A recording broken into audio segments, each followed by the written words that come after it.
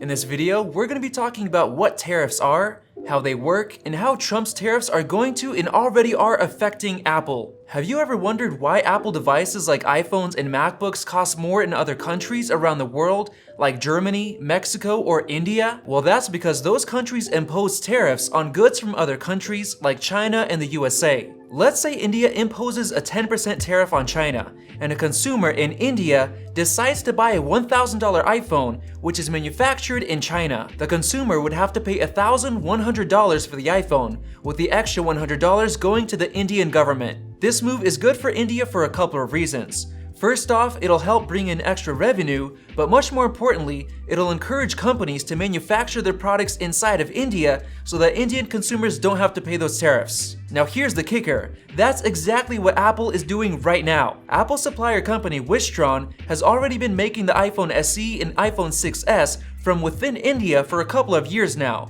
completely avoiding the import tariffs on those iPhone models being purchased by Indian consumers. This is great for both India and Apple because it provides jobs for Indian citizens, boosting the Indian economy, and it means more iPhone sales for Apple since Indian consumers can more easily afford them now that the tariffs are out of the way. And this leads us into the US-China Trade War and how Apple got stuck in the middle. For years, even before he became president of the United States, Donald Trump has been complaining about China and their unfair practices. Like in 2011, when Trump said that China exported more goods to the US than they purchased, which he claimed was unfair because it's better for their economy and worse for ours. For example, a report came out in 2014 claiming that the United States lost 32 million jobs since 2001 due to outsourcing to China. So why were we outsourcing to China? Well, because labor wages and other costs in China are many times cheaper than wages in the United States. Apple has been doing this for years and selling their devices virtually tariff-free. This was great for both Apple and China since they've now got a flood of new factories in their country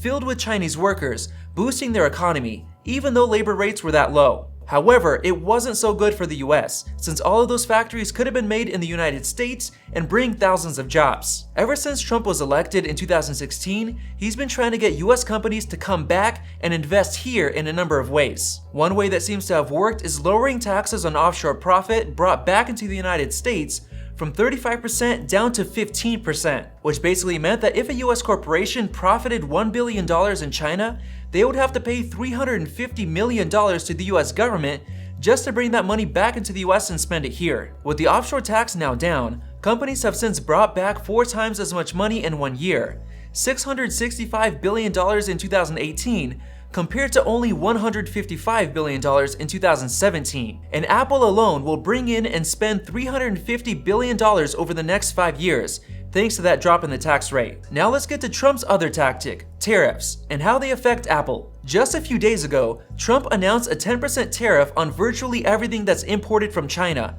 including Apple's iPhones and most other devices and accessories. And right after the announcement, Apple's stock value dropped by over 5%. Now, if the tariffs go through starting on September 1st, which is by the way only a couple of weeks before they announced the 2019 iPhones, then Apple will have a couple of choices. Either they keep prices the same and us consumers will end up paying more for future iPhones, or in the worst case scenario, switch to another smartphone brand like Samsung because iPhones are going to be more expensive.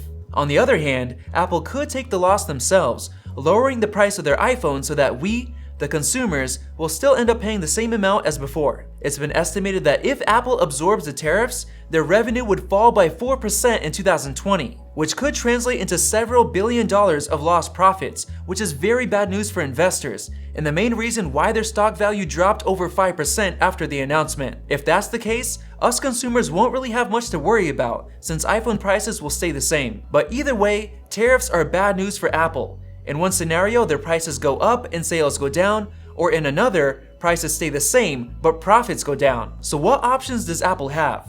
Well, since we don't know if these tariffs are going to be temporary or long-term, Apple should most likely just absorb the tariffs for now, until we find out what's going to happen in the long term. And if the US-China trade war keeps escalating, there's a chance that Apple might end up leaving China and move its factories elsewhere. Trump would prefer that Apple moves their manufacturing to the United States, but seeing as labor rates are so high, I don't see that happening anytime soon unless the US government offers Apple some incentives. Apple has actually tried that in the past with the Mac Pro in 2013, investing over $100 million to kickstart US manufacturing in Austin, Texas. But it ended up not working out because of higher labor rates and the lack of enough people with the skills needed for modern manufacturing processes, which is thriving in China. And there's now the new 2019 Mac Pro coming this fall, and Apple has already announced that it will in fact be manufactured in China. However, Apple has another option available if things don't go well in China with the trade war, and that's India. Apple already has 2 factories making their products in India, the Wistron plant and the Foxconn plant, which will begin mass production of higher-end iPhone models this year. Those existing plants will make it easier for Apple to move the rest of their production over to India if they so choose, along with lower labor rates, which are actually lower than the rates in China. And India is currently on pace to overtake China as the world's most populated country, and has been booming as far as tech. Now, we're not sure which path Apple's gonna take, but for now, Apple's gonna have to deal with those China tariffs. On the plus side, Apple's services revenue has been skyrocketing for the past few years, allowing them to fall back on that instead of product sales, which have recently been going down due to market saturation. If you enjoyed this video, make sure to tap that like button and click the circle above to subscribe, and check out that video to see why Apple MacBooks are so expensive. Thanks for watching, and we'll see you in the next video.